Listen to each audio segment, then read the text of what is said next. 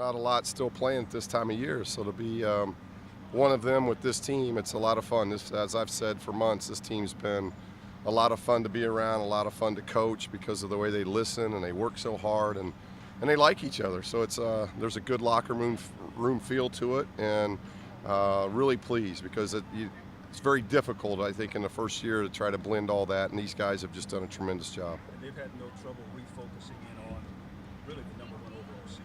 No, I don't think so. I don't think we've got a lot of issues going into it. Overlooking's not one of them. We're playing an outstanding basketball team that's extremely well coached, and they've been there. These are a group of young men that have been there. They've been on the brink of Final Four championship runs the last 3 years, and now they're seniors. Your top 5 guys are 4 of the 5 are seniors. So they get it. They've been through it. They've won a lot of close games. We're playing another team with another incredible win streak, and I guess the only thing that's good about that is that's what we've been doing the last 2 or 3 weeks, and we've handled it well. Do you guys talk about extra incentive at all, being the team that's knocked UCLA out a few times in the last several years? No, to be honest with you, we haven't said much about that.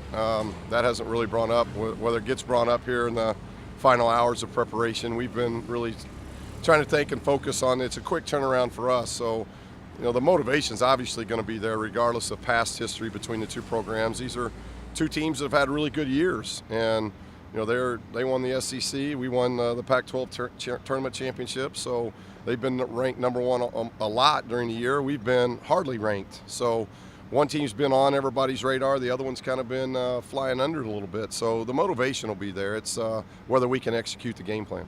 From watching the film, how do they compare with Arizona? Probably next I think they're very similar to Arizona with the press. They very, very similar with that. When you look at their skill level and their physicality and just how they like to play, especially defensively. A lot of ball screens offensively, but probably more ball screens than what Arizona will run at you. But very similar teams. They got a demeanor to them that they really understand winning. They just press more than what Arizona would. Is there a different feel or attitude considering you guys were favorites in the first 2 and now you're the underdogs? I didn't even know we were favorites in the first 2. Listen to all the national attention. I didn't think we were the favorites, but we just do what we do. That's what we've tried to tell our guys all year long. Control the locker room. Control what you do. Don't worry about anything on the outside, because when that ball gets tipped, it doesn't matter who's the favorite. It doesn't matter who's the underdog or any of those things. You got to play for 40 minutes, and that's what I appreciate about these guys. They've 36 games into it now. Their focus and their concentration level just keeps getting better, and that's good.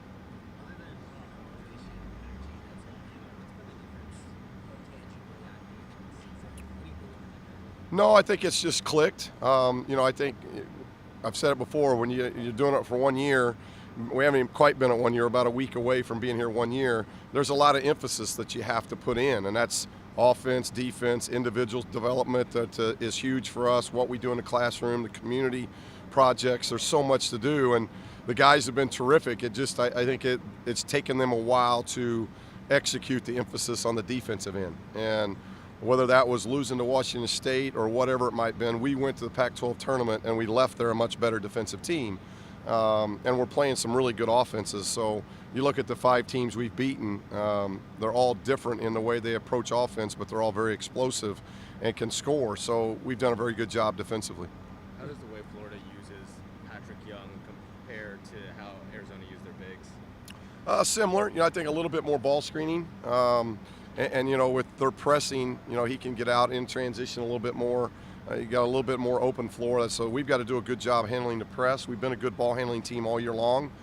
3 turnovers in the last game in an NCAA tournament. That doesn't happen very often ever. So we've been a good ball handling team. If we're a good ball handling team in this game, we're going to give ourselves a very good chance. If we don't handle the ball well, then it could be a long night for us because their press is instrumental, and Young is the back end of that. And so we've got to do a good job. If we go to the rim, we're going to have to be strong with it because he does a very good job of protecting the rim. I was going to ask you about the turnover ratio. I mean, it's been great all year, but to do it in the postseason like you have, I mean, that really is amazing, isn't it? Well, you look at our 5 games in postseason, the tournament and now the NCAA tournament, we're averaging less than 10 turnovers a game. And you get late in the year when everybody seems to probably get a little bit more fatigued, and you get tired of the walkthroughs, you get tired of the film sessions. These guys just seem to be even more energized and want more, and that tells me there's great chemistry and they really like what they're doing and they like the individuals they're playing with. So there's a very good culture that's being created, and hopefully we can continue that because we're playing well right now and we like our chances. You guys have always had the lead defensively. What's been different about taking advantage of that? Our hands are up, we're active, we're being more active with our feet, and it's a demeanor. We got a different demeanor. I think early in the season it was more, hey, let's try to either get it out of the net or off the glass if they miss. Now it's a really deep demeanor and attitude of getting the defensive stop. And the guys have understand that when you miss or turn it over against us, we're pretty good about making you pay because we get down the floor so well. So what do you tell your hardcore Bruin fans out there what they should expect to see? Well, hopefully what they've seen all year long. I don't think we're any different.